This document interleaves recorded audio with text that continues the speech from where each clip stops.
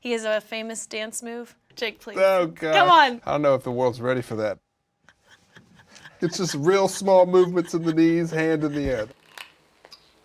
Oh, yeah. You go, darling.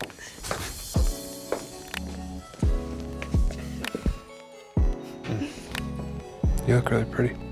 Thank you. Is my hair okay? Yes. Okay. I am Jake Scott. I am 27 years old, and I am a musician.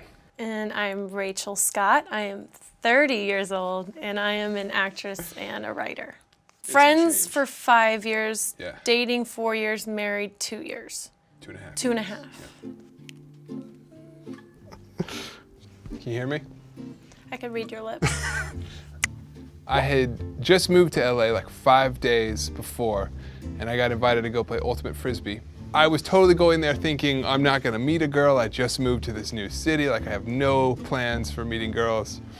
And then I met Rachel and I was like, oh crap, this girl is something else.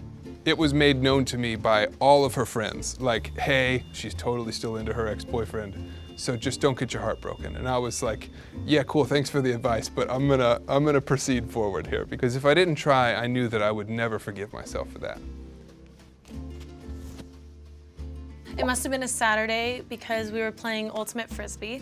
I'd gone through a breakup in January, we met in July. He stood out to me, but I was not on the market. So I was just like, oh, this is a nice guy. We started hanging out a lot. I was like, I know who I'm marrying, it's this other guy over here. But also I can't stop hanging out with Jake. And all my friends are like, okay, we get it, you can stop telling us you don't like Jake. Why do you keep bringing up Jake? And I was like, yeah, I don't like Jake, okay? I don't like Jake.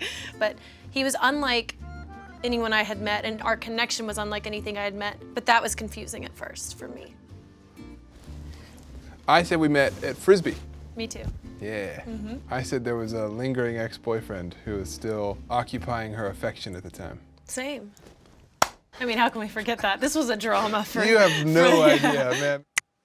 So, long story short, I finally am done with ex-boyfriend, tell him, and then about a month later, I see Jake. It was like a curtain had been pulled back. So he picks me up, we go to Jones on 3rd. We went to Jones on 3rd in Studio City because we both love that place. It's like our favorite. And I know this sounds crazy, but I remember sitting there thinking, if I don't marry this guy, I just really felt at peace with him in that moment. And then we went on a hike. We were there for a long time, just talking. I guess after that, we went back to his apartment. We got Thai food. I had bought this like behemoth bottle of cheap red wine. I was like trying to be smooth and cool and stuff like that, and the bag just rips out from the bottom and the bottle smashes. He cleans it up, he gets us another bottle of wine, and it was just like, really showed his heart, the way he handled that very small moment. We went on a walk and we ended up at this like hill where we overlooked LA. You talked about Narnia. Yeah, you didn't? I forgot about Narnia. Oh. This was the best part of the date. I actually couldn't hear anything. Was it my hands doing this? You did this and I was like, oh my gosh, Narnia. Narnia is where I knew I loved Rachel. Well, you knew before that. I knew that, but that was like confirmation to me because it was like, this is the most perfect moment of my life. I said it first. I had made this weird, silly commitment to myself that I was only gonna say I love you to a person when I knew I could follow up on it. I wanna mean it when I say it, and I wanna only say it to one person, hopefully. We went on a trip with my family to Paris. It was the last night of the trip. I had written Rachel this really long letter, and I told her that I loved her for the first time, and I actually proposed at the end of the letter. So I said I love you for the first time when I proposed. Oh no, I think I might cry. So he said I love you first.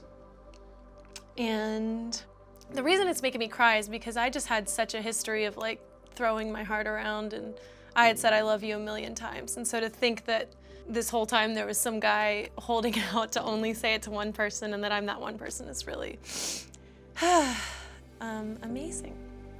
I wanted to mean it, and I wanted to know that I could say that and know that I had waited to say that to one person, that I knew I could be, you would be the only person I'd ever say it to. And you are the only person I've ever said it to. I know, I'm crying. Keep going. I always want to come across as perfect. And so ultimately what that means is sometimes I would hide things from her and I wouldn't be honest. I'd lie, like making decisions on how to manage money. And there were times when I would make some mistakes over here, but then I would just be like, oh, I'm gonna take care of this. I don't need to share this because I'll take care of it. I'll handle it. And I would hide things from her until ultimately I couldn't hide them anymore. Seeing Rachel's face when she found out that I was lying to her about anything is just like the most heartbreaking thing I've had to go through. Oh man. Being in a relationship where I'm truly vulnerable for the first time, I think with that comes out the best and the worst of you. When I'm sad or feel scared, I cover it with anger. I can get so mad and then I'll be mad at him and I'll be aware of like, oh, this is whatever I'm angry at isn't really his fault, but it's hard to let go of anger in those moments because what I'll do is I'll go out in the world and give my best to everyone else and then come home and be exhausted. And if something's gone wrong in my day, I'll take it out on him. If that happens enough, you know, it affects him. And so it really makes you start dealing with your stuff that you've kind of put away in corners and not dealt with or made excuses for. The consequences of my actions now don't just affect me, they affect you too. And it's made me grow up in a lot of ways. Yeah. If you would look on paper at the things that we've gone through, like we haven't had like any traumatic event happen to us, but like being so connected, like your souls are connected. You don't just wake up knowing how to do that the right way, you know? And you come into marriage typically thinking you're doing well, and then it exposes all these things in the relationship. And so I think to have a healthy relationship, you have to be healthy individuals. Through getting healthy on our own, the marriage in turn becomes healthier. Mm-hmm. Yeah. I love how Rachel feels so passionately about everything. She sees the beauty in humanity and in the world, and it is such a joy to have her in my life because it makes me see the beauty in everything, like in just little things that I would just walk past and never think about. Like she feels it so deeply. She's like the color in my world. Like, you are so much better than I could have ever dreamed, and you honestly make me such a better man. I am super up and down, I feel a lot, and he is so steady. And he's also really taught me about vulnerability and intimacy because, again, I had so many past relationships where I was never truly intimate or truly vulnerable. He's just given me a safe place to be myself and to actually be intimate and vulnerable with someone. You really are everything to me. That's what I was gonna say. Like, you are my world. And I truly would be in shambles without you. I have no idea. I'd probably be dead in a ditch somewhere. I could be a farmer in Ohio. Ohio? Ohio's great, but...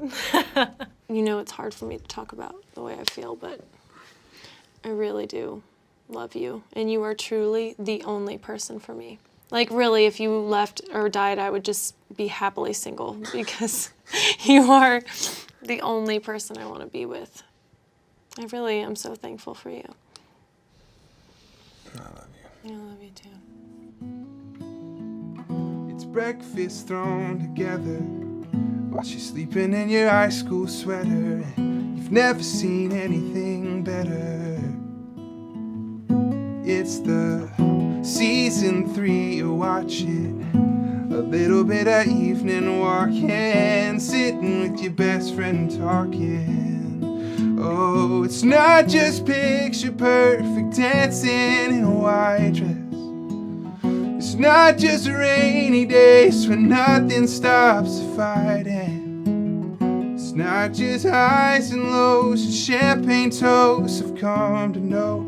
Love's not only the best days or the worst days. Love is the Tuesdays. Yeah, love is the Tuesdays.